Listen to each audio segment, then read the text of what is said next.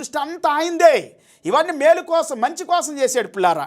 1 John chapter 1 verse 1-4, మొదటి యోహాను పత్రిక 1వ అధ్యాయం 1-4 వరకు.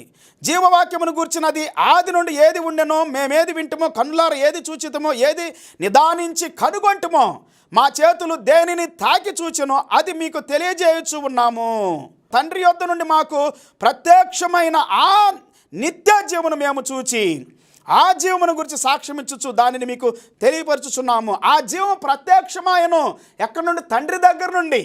యేసు క్రీస్తు, క్రిస్మస్ అంటే క్రీస్తు వచ్చాడని అర్థం. క్రీస్తు ప్రేమించాడని, క్రీస్తు బలైపోయాడని, క్రీస్తు కనికరముతో, జాలితో, సత్యముతో, నీతితో, జీవముతో మన దగ్గరికి వచ్చాడు, మనల్ని విజిట్ చేసాడని అర్థం. అంతేగాని అదేదో ఒక పండగలాగా ఒక తాగుతూ తిరుగుతూ తందనాలు కొట్టుకుంటూ డ్యాన్సులు వేసుకుంటూ నాట్యం చేసుకుంటూ వ్యర్థంగా గడిపే సమయం కాదు పిల్లారా. క్రిస్మస్ని జాగ్రత్తగా ఆరాధించాలి. క్రిస్మస్ యొక్క ఆరాధనలు